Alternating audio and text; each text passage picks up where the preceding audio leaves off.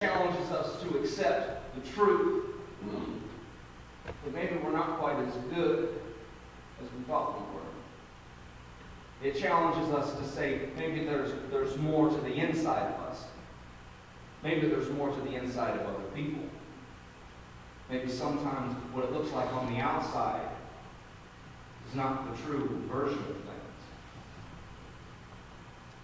And so we can come and hope to receive. We can make this service as beautiful as we can. Everything could be gold-plated. There could be diamond-studded everything. We could have the best choir in the world, which we are competing for. I want to be honest. It works, but it's good. Jealous choirs got big challenge this week. Anyway, we can have all the best things, and we can make this look as great as it can be, but if we're not taking anything we're learning here out into Monday, or Tuesday, or Wednesday, we're not doing anything here. We're not really working it. Spiritual maturity is about growing daily. Maybe not by big growth. Sometimes it's small growth. It's so small you don't even notice it. It's like when a kid goes through a growth spurt and shoots up like 2 feet in like a year and a half, and then slows right down. Some of you, I'm getting older every day. I don't know about you guys. Every day I'm getting older, and that's not yet. I will get there. My hope is in that. It's that in the same way we mature spiritually. Our focus has to be on growing, on not being the same this year as we were last year. And sometimes, we'll come and we'll say, I really wish I would have, and it's insert prayer, read my Bible, prayed for, been involved, gone to church, been a part of the Easter service. I wish I would have. And it's unfortunate when we're not. I'm not going to get down on anybody for not being as involved as they want to be. If I had my choice, I would be involved 24 hours a day, but I need to eat and sleep, and it's nice to have date night. But it's that being involved, sometimes we can get so down on ourselves about what we're not doing that we forget the things that we are. We'll spend more time magnifying the things that we didn't do, the problems that we were a part of, the times that we fell short. We'll magnify them, and they'll become so big that we actually start to get down on ourselves, and we'll forget that today is the day of our salvation. Now, what am I doing now? What can I do now? I have people in my life that aren't saved, and I don't always witness to them, and I feel bad. I feel terrible about that. But I know that there's things that I can actually control. I can't decide whether or not they get saved. I can't. I can, however, try to be the best me that I can be. If I'm working this thing out, if you're working this thing out, people begin to see. We as the church, unfortunately, have an image that is broken, and it's not all our fault. There's people that have done terrible things, and so people have a terrible view. There's unsaved folks who are wondering what the church is really doing, and our fight against this is choosing who we're going to be Monday through Saturday. That's how we challenge this view. That's how we take hold of it. Because part of the problem is that, these people were sitting here and they were so happy that their Messiah had come, that he was the son of David, and he was fulfilling a prophecy.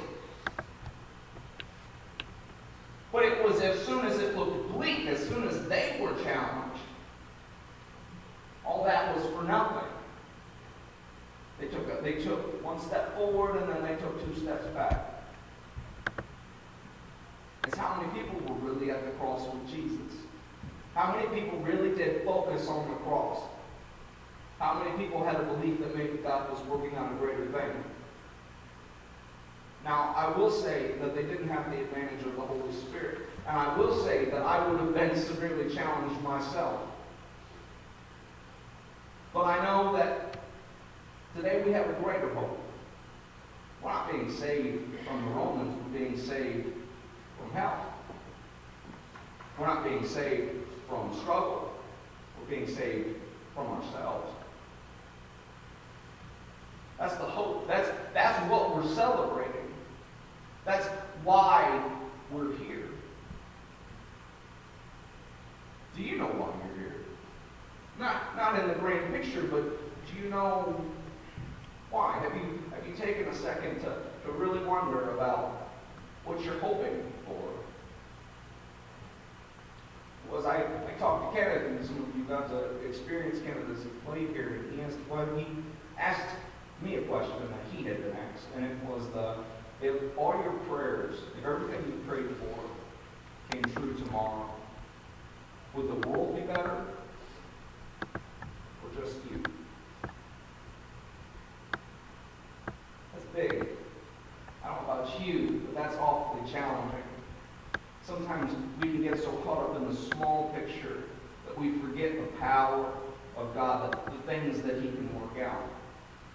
Sometimes we look at our struggles and we get so caught up in how it's not what we expected that we forget that there is always a greater thing at work. That even though tomorrow looks dark, that I can have joy. I might not be happy, but I can have joy. Because joy comes from the knowledge that I'm doing the will of God. And it's in this moment, this is the only time in Scripture where Jesus allows Himself to be elevated. And you know what? The only reason it happened is because He was fulfilling God's will. I know that if I was in a similar situation, I might have taken a moment to kind of glory in all the people praising me. He's the Son of God, and He didn't take a moment to do that. He's the one that deserves it. It only happened because he was fulfilling the will of God. And in the same way, I think we should consider that. Sometimes it's not always about being happy, but we can get caught on that. We can be snagged by that. Happiness is the goal. Happiness is great. I'm not going to down on happiness. But there's a greater depth to joy. It's how we can make this thing that we don't have. We can focus on the blessings that we do have. There's things that are happening that we don't always glory in. It's not always big and showy. It's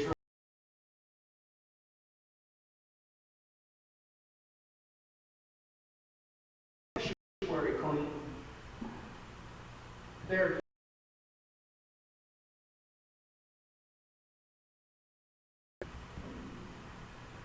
things that are happening that are making it apparent to everybody involved there's something going on.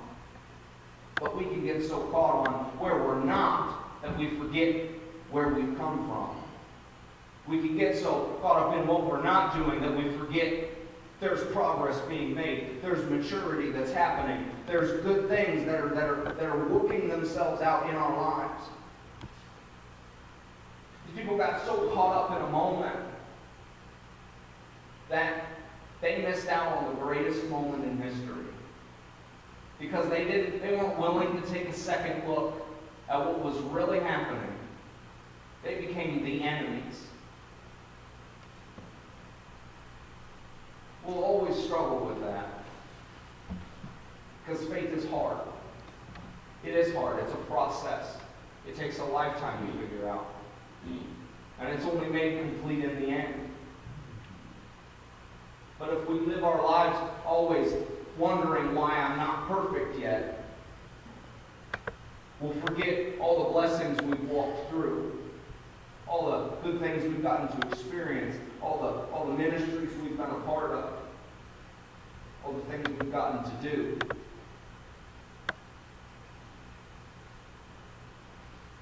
Started thinking a lot about, this celebration is fantastic because it represents us getting to see our King as a King. But it's how much more should we celebrate now that our King is a King of glory. He conquered the grave, not just man, but our own salvation. He overcame all these things. What does that kind of celebration look like? I'm not saying you need to run out of here jumping and dancing and leaping. I would probably fall once in a while. I'm saying that we need to really think about what a celebration looks like through the week. What does a spiritual act of worship look like? What does it mean to be happy that I'm a part of this? What does it mean to believe? So we need to try and shape this image of church. We need to understand that this is deep. This goes beyond tradition. This goes beyond what we're looking at. This goes beyond our hurts. This is about overcoming the world. Not with evil, not with war, not with strength, but with love and peace and kindness and joy and self-control and righteousness. We need to learn to magnify the right things. You know, if I want weeds to grow in your garden, what do I have to do? Nothing.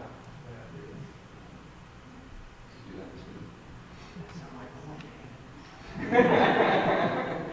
If I want weeds to grow in your garden, all I have to do is just wait. I just don't pull them out. And they'll start to grow. Sometimes we can come and be a part of this, but we can forget to pull the weeds. Forget to pull the weeds. And after a while, we become so overcome that we say, why should I pull the weeds anymore? There's just going to be more tomorrow. But if there's anything I can encourage you with, start today. I don't care if it's little. I don't care if it seems insignificant. Great things are started with small changes. Sometimes celebrating really is just smiling a little extra. When people ask you how your day is going, letting the overflow of your heart lead you to say wonderful, or good, or fantastic, great. Might not always feel that way. But it's sometimes our emotions stop us from speaking faith. Sometimes our hurts hang us up so bad that what comes out doesn't represent what's on the inside. And we start to, as we say, so we do. Our words have power. Our words have the power to change things. Not because of our strength, but because of God's strength through us. This picture is made complete in the story. Suffering is not the end. Pain is not the end. Just because it doesn't seem like it's working doesn't mean it isn't. We need to reflect in this season.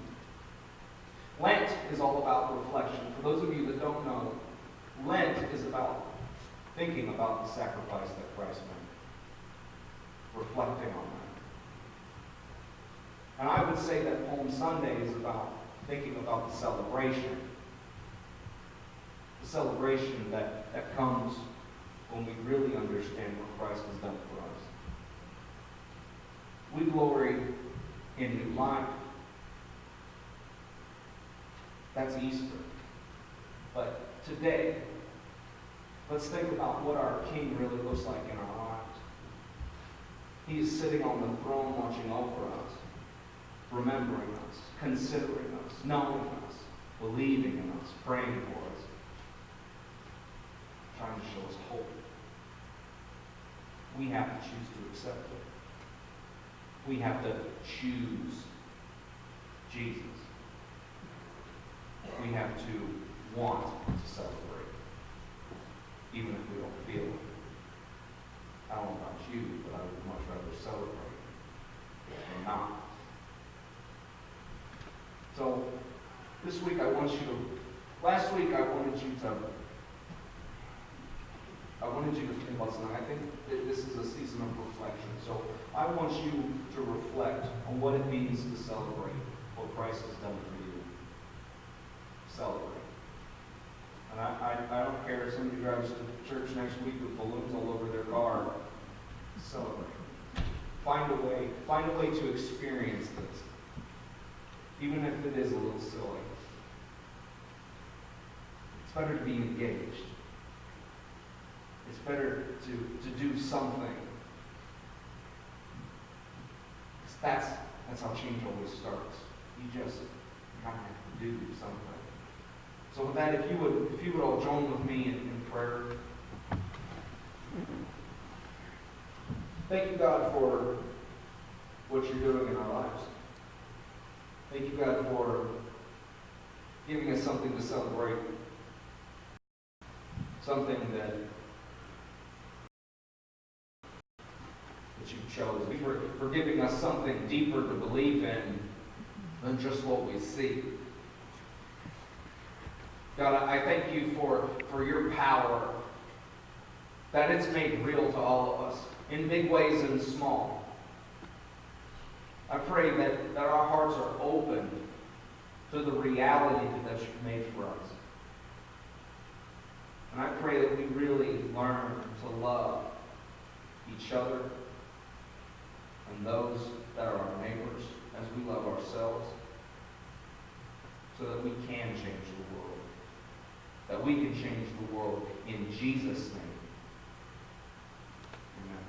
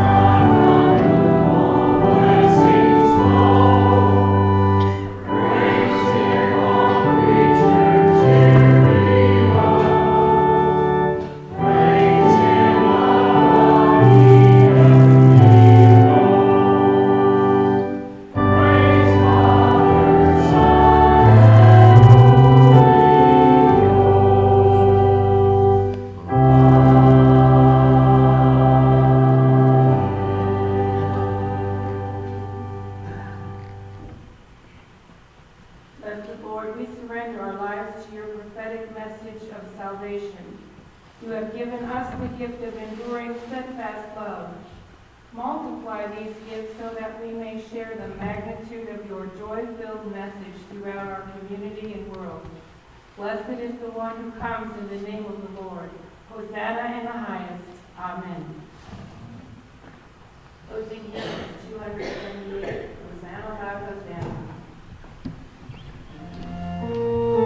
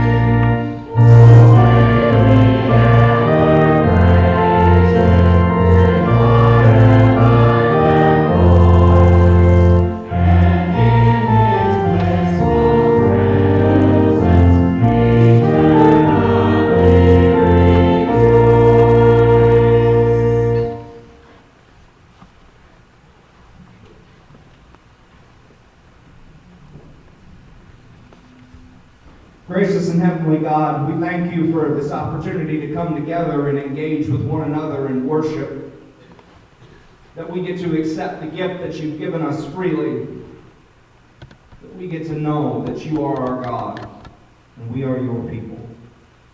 I pray that we go out with this in mind, and that as we celebrate the glorious gifts you've given us, people know who you are through us. In Jesus' name I pray.